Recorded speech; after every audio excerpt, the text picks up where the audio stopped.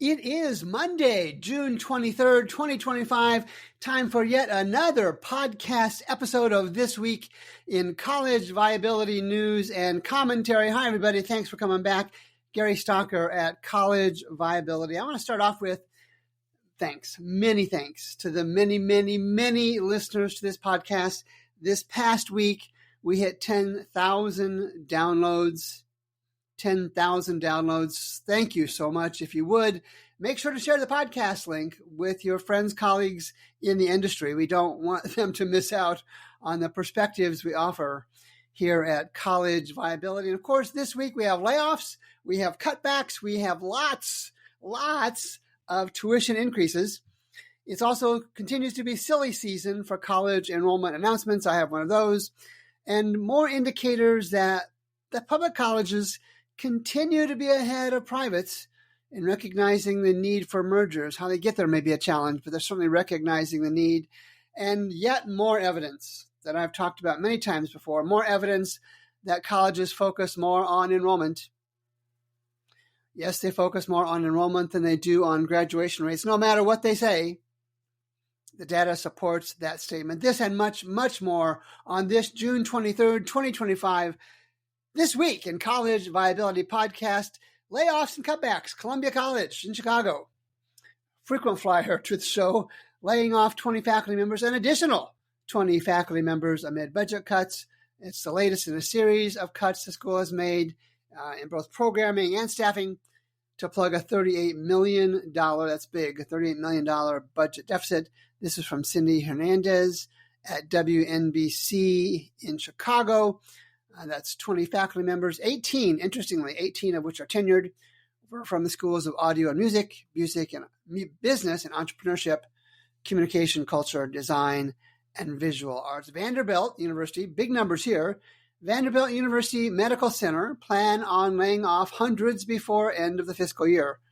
I presume that's June 30th. I don't see that in the story here. This is posted by Mike LaChance on June 21st. And the school is quoted as saying, we will have to reduce operating costs by more than $300 million. Now, this has got to be tied in with the proposed federal policy cuts. We'll continue to watch to see if this actually happens. But Vanderbilt, to their credit, is preparing to make those cuts, ugly though they may be, in the face of federal revenue cuts that were going on to them. And it's something like 650 students. And it does say the end of the fiscal year is next Monday on June 30th. It does go on to say that Vanderbilt University Medical Center will continue to hire clinical staff like doctors and nurses, care partners, surgical techs, and others in the fall of 2025. Page 2, Minnesota state's tuition increase. Minnesota's tuition increase will be the most in nearly 2 years. Now, this starts a series of stories that I have on tuition increases, and I'll talk about those as we go forward. They're also expected at 33 public colleges throughout Minnesota. That's a lot.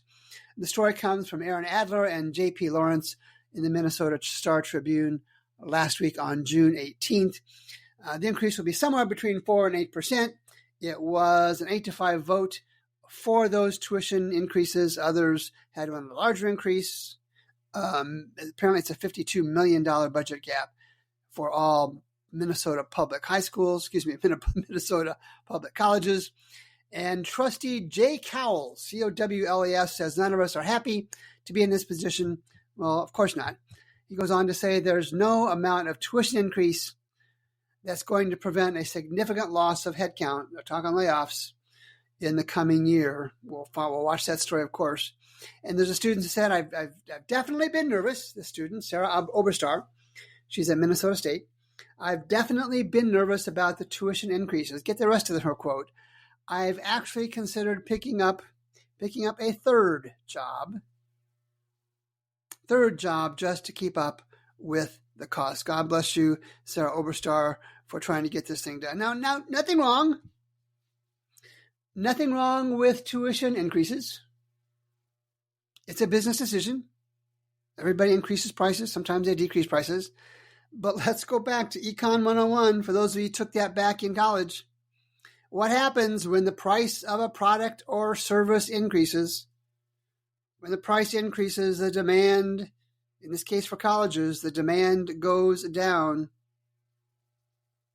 Too many colleges. That's TOO. Too many colleges, not enough qualified and prepared students willing to pay even significantly discounted tuition to attend those way too many colleges. Kentucky colleges and universities increase enrollment and graduation rates. All right, here's a spin story for you. This is from Diane Beyer at Beech Tree News on June 20th. She goes on to say, Ms. Dyer goes on to say, the report shows that more students entering 2 or 4 year institutions are completing a degree, now get this part, completing the degree or credential within 3 for associate's degrees or 6 years for bachelor's degree. The 3-year graduation rate of the community college rate jumped up 3 points. The 6-year bachelor's graduation rate for public universities rose 1.3%. Whatever happened to the 2-year time frame to graduate with the associate's degree and the 4-year time frame for a bachelor's? There's no reference to the 4-year bachelor graduation rate and no reference in this story to the 2-year associate's degree graduation rate. So folks, there is no reason to believe colleges when they offer you a 4-year financial package. That's just to get you in the door. It's increasingly clear that for their own benefit, they focus, these colleges, both the community colleges and the bachelor degree colleges, focus on 3 and 6-year graduation rates respectively, trying to change the narrative to make it look better for themselves. And I'll ask the rhetorical question, how much more lost income and increased college costs are not being calculated for the students who have to go 3 or 6 or more years to get the degree they had planned on 2 years or 4 years for. So even at 6 years, barely more than 6 in 10 students graduate from Kentucky, all of Kentucky's 4-year colleges in 6 years. Is that good? Now, I have my own minimum threshold. It's just at College Viability. My minimum 6-year threshold for undergraduate graduation rate is 7 in 10. That's 70% for those who didn't pay attention in math class. This is, in the case of Kentucky, I'll be specific here. In the case of these Kentucky colleges, this is despicable manipulation, even though I've seen this elsewhere. So colleges, feel free. Tout your 6-year rate graduation rates, tout your 7 years or 8-year graduation rates. Do what you need to do. But since I have earned this audience, I am going to point out your feeble attempt, your miserable attempt to redirect the expected college graduation time frame from 4 to 6 years and from 2 to 3 years at community colleges. Michigan State, next on the list, hikes tuition 4.5% as part of a $3.7 billion budget. This was in the Detroit Free News on June 16th. Connor Eargood was the story. Just another one. Another story, tuition hikes are coming. And again, business decision. I have no issue with that, but it reflects the challenges that colleges face in being able to balance revenue with expenses.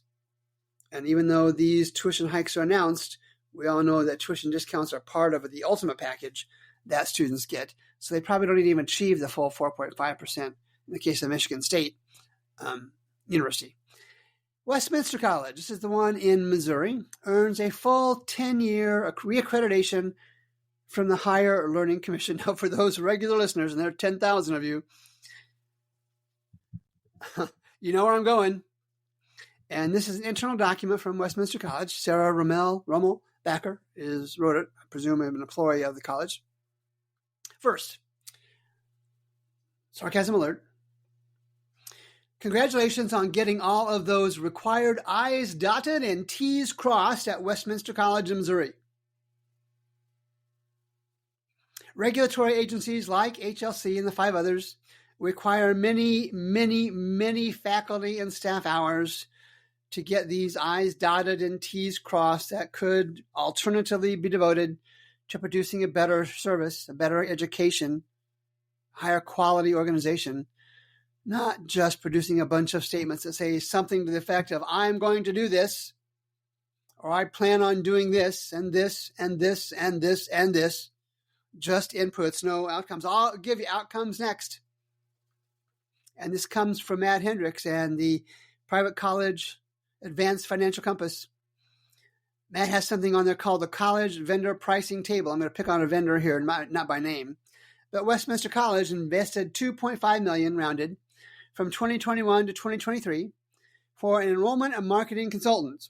I posted on LinkedIn a story that references the vendor. I'm not going to do that here. And their enrollment, after spending $2.5 million with a vendor, was actually down 12 students. Actually, their $2.5 million got their enrollment down 12 students in that time period. Now, the total operating revenue and the total operating expenses really are balanced nicely. This college has historically, over the time period that I looked at, 2016 to 2023, has done a good job of balancing revenues and expenses. They're almost identical from year to year. The net tuition revenue, though, is down 20%. Full-time equivalent enrollment is down 32% from 878, almost 900, down to 600 exactly in 2024, I believe that was. The net income margin has plummeted since 2020. We call that profit, even though colleges don't like to call it that. The endowment is only up, not even 5%.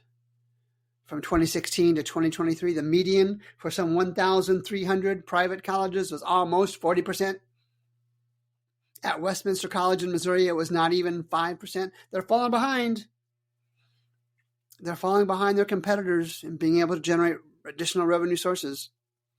The endowment draw, kind of breaking the piggy bank to keep the lights on, was above 8% since 2019 and skyrocketed to almost 15%. That's 15% in 2024. Not good. Now, does HLC or any other accrediting agency track this data, this financial data, this enrollment trends? Do they look at the trends?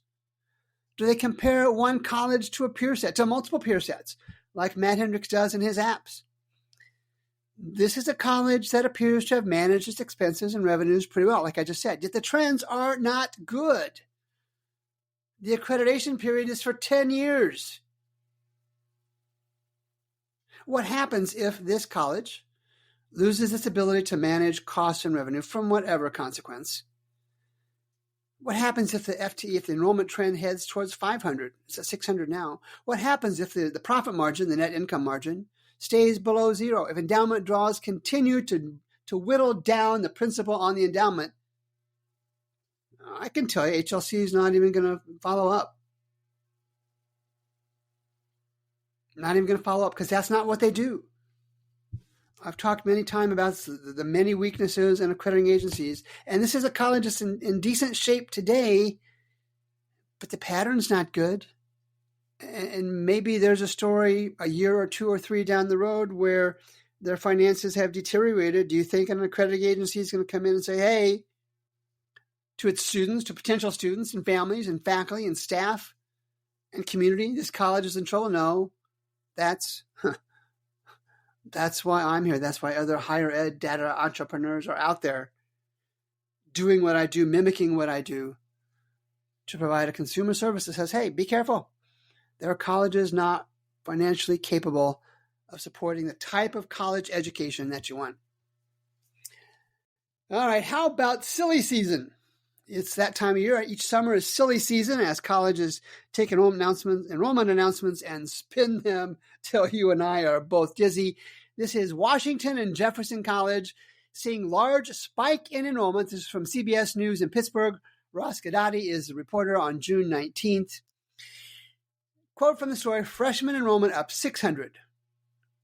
Why? This is paraphrased. The tuition was cut in half. Okay, I'll talk about that in a second. To the data we go. Enrollment from 2016 to 2024 was down from 1,300 students to 1,200, down almost 11%. The endowment draw is way too high, above 6%. The endowment percent change, like we saw a minute ago at Westminster College, was less than Westminster's, up 2%. And the median for again, almost 1,300 private colleges, was up almost 40%. These folks, again, are falling behind. Net tuition revenue down from $29 million to $15 million, and yet they cut their tuition in half. They're welcome to do that. But I've got a moral of the story here. Tuition fees are down from the fees they charge are down from $20,000 on average to about $12,000 in 2023, 2024. And the net income margin, again, profit margin, below zero for 5 of the past 6 years. And an inside baseball stat that I use with some regularity, the cutbacks to depreciation ratio, how much this college spends on its infrastructure, has been below 1, which is generally accepted as the minimum threshold, has been below 1 the past 4 years. I make the case there are safety concerns, there are updates of hardware and software concerns if that cutbacks to depreciation ratio is below 1. And this is a media softball story with only a focus on enrollment. I've teased this before. Banks are still not accepting students as cash for meeting payroll and other expenses. They need to see cash. It's cash generated from enrollment that pays the bills. Here in this story, you have a CFO, and I'm not going to reference the name. You have a CFO trying to make us believe that increased enrollment means financial success. This is yet another example, reporters, of regurgitation reporting. They took what a college shared with them and made it news. No critical questions, no data requests, no analysis. And to the reporter that wrote this story, Mr. Gadati, here's a story that you probably aren't aware of. Iowa Wesleyan University in Iowa, 3 years ago, increased their enrollment 300 students over the last 8 years of their existence and closed their doors, I think it was 3 years ago, because they gave away the store.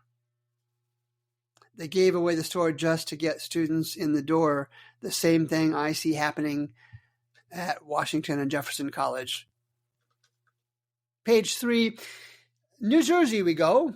Lawmakers want a bigger say in New Jersey college mergers. Okay, and the subheading reads mergers are more likely with colleges under increasing financial pressure, blah, blah, blah. Hannah Gross is the reporter.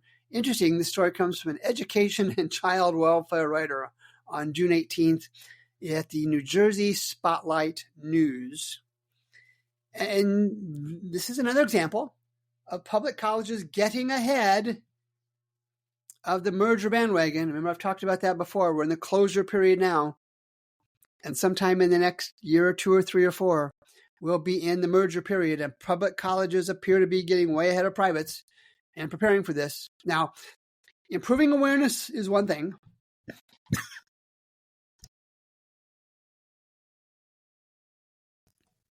Improving awareness is one thing and a good thing. But parochial political intrusion in the process is another. We'll have to watch this. The concept is good. The implementation is going to be the kicker on this. And I watch this trend, of course, across the nation. Now, it's kind of changed direction a little bit. Skip Myers is a recognized expert in higher education. He posts some really good stuff on the leadership role. And his headline reads, The Great Reset, Why Your College or University Survival Depends on Planning for Complete Reinvention by 2030. All right, big picture story. All right, we get those all the time. And there's much guidance, good guidance and perspective, excuse me. There's much guidance and perspective from a recognized higher education leader. And in the end, this is yet another shot over the higher education bow. Dr. Myers offers both perspective and guidance, and they're both good.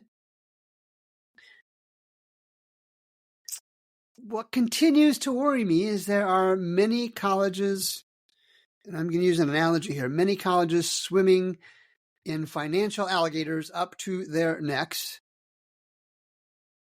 And in my observation, they have neither the time nor the skills to remember their initial objective was to open the floodgates and let some new water in. So read this Skip Myers story, this Robert Skip Myers story.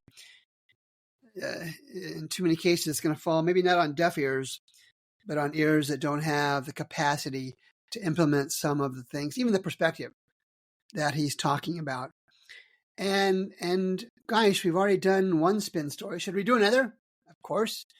Washington State University Tri-Cities bucks national trend with strong enrollment growth despite college struggles. William Appert, Apple Valley News on June 17th. All right, here's a couple quotes from the story. WSU, Washington State, Tri-Cities has seen steady enrollment growth over the past two fall semesters, with undergraduate enrollment increasing over 5% over the last year. Okay, I'm not going to question the stats. I didn't check. I'm not going to question them, though. First-year student enrollment jumped 20% in fall 2023 and 16% in fall 2024, driving the campus growth. All right, I will see the data points there. I'm not going to check on those. Spin. This is, again, regurgitation, reporting. To the data we go. Why is it me? Why aren't reporters doing this? To the data we go. Despite short samples, they're spinning this, and that's fine. You've heard me say it before. Colleges spin anything you want, but that's why I'm here. One of the many reasons I'm here is to point out the spin. The actual enrollment from 2016 to 2023 was down. The full-time equivalent enrollment down 2,300 from 21,600 to 19,300. Graduate enrollment down 670 students. Although the college still has the graduate students still strong at 4,500 plus. Total enrollment is down 3,600 students, and that just includes part-time students. And all right, you're sitting eagerly listening to your speaker. What comes next? You know what comes next. Graduation rates, 4-year graduation rates at Washington State University Tri-States. 4-year graduation rate averaging below 40%.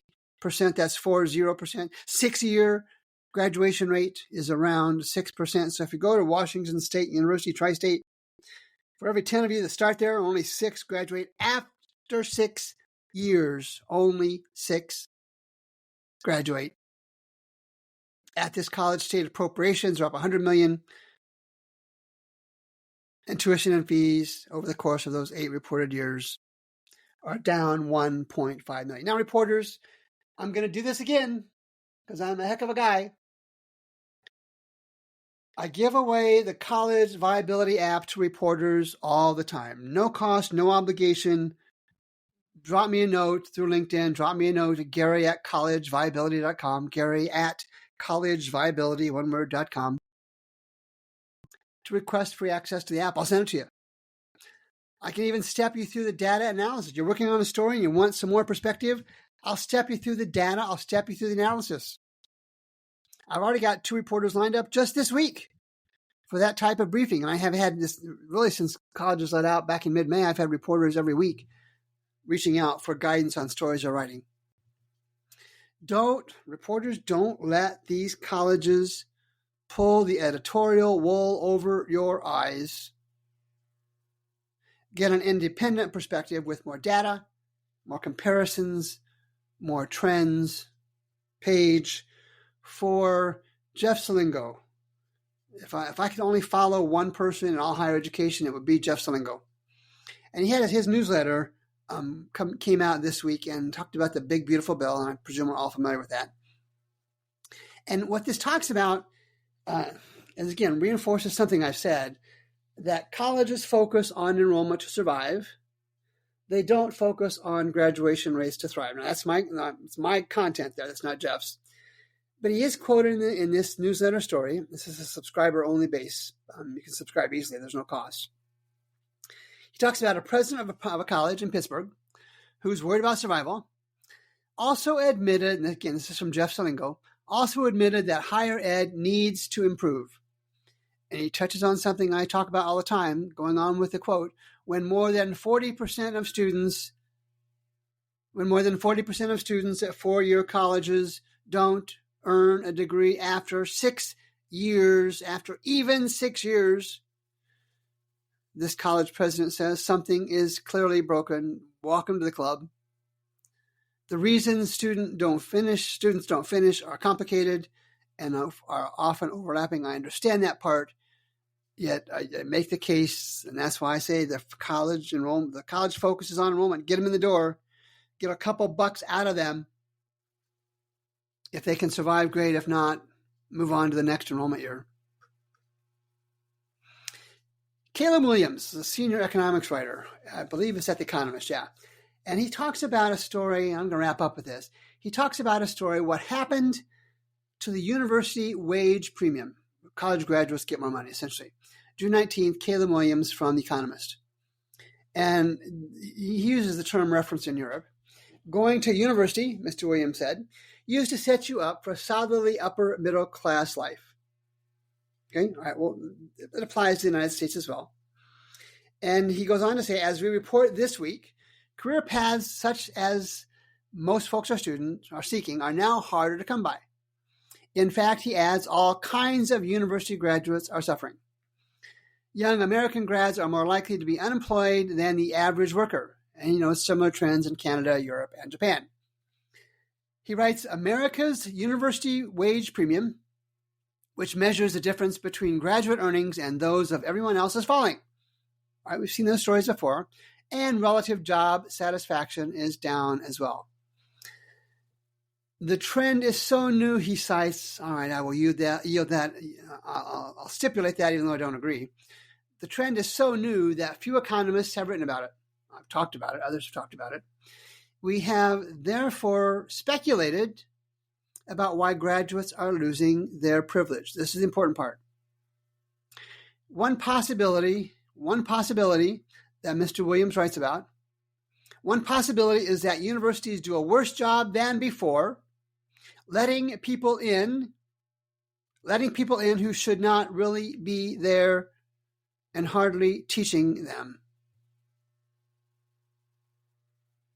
If so, employers, he continues, will reasonably place less emphasis on the degree or certificate.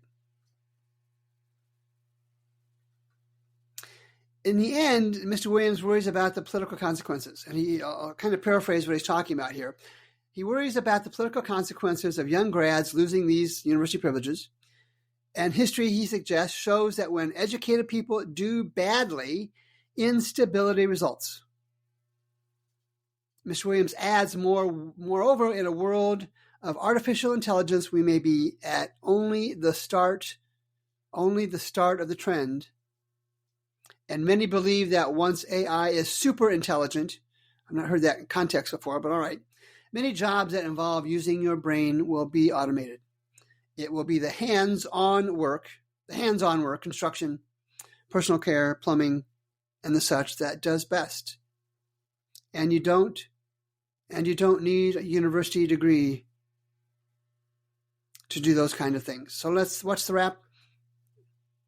What's more important? What is more important? Is it access to college with high discounts or free college, or air quotes on that, or completion?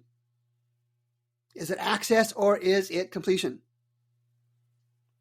And I just talked about that article in The Economist. I'm going to read it again from Caleb Williams, The Economist. One possibility is that universities do a worse job than before, letting in people who should not really be there and hardly teaching them. If so, employers will reasonably place less emphasis on the degree. The core of the argument is that if universities are letting in people who should not really be there and hardly teaching them, the value of the degree diminishes, not for those that complete it, but for those who contribute to its not being completed, or those who complete the degree and they shouldn't have. Maybe they don't have the academic or intellectual skills to do that. So in total, the value diminishes. This directly links to completion. If that degree, due to its dilution, if that degree no longer signifies a certain level of acquired knowledge or skill, due to either poor teaching or inadequate preparation of the students, and that's the big boat that we're missing, that inadequate preparation of students, then simply having access to college or completing the coursework without genuine learning becomes meaningless.